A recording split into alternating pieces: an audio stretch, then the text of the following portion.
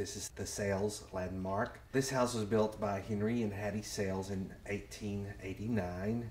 They bought land here and they platted lots, and they ended up doing the development of Abilene, a big part of it. They were the biggest developers of Abilene, and all of the land around here in this area was their pasture, and most of the subdivisions in this part of town are Sales subdivisions. The house is a Queen Anne Victorian house, and late Victorian, and they had a taste for Victorian architecture. They came from Galveston, which had a very advanced Victorian aesthetic, and they had a taste for that kind of architecture, and they built this very ornate house out of longleaf pine and square nails imported from England out here on the prairie.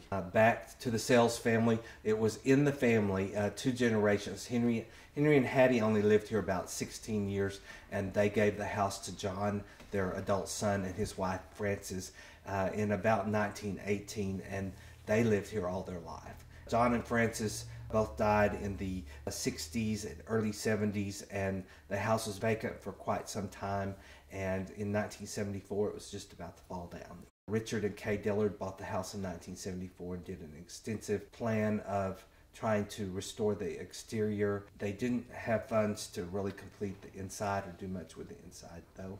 And in 2003, Richard had died of cancer, and Kay sold the house to Lenny and Wayne Ray, and they lived here from 2003 to 2010, and then we bought it from Lenny and Wayne Ray in 2010.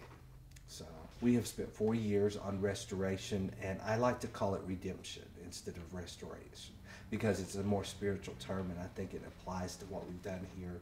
And we have tried to respect the architecture and the period, but we haven't done a museum house. We've mixed styles of furniture, different kinds of things that would portray a progression of the house through the century and a quarter that it's existed.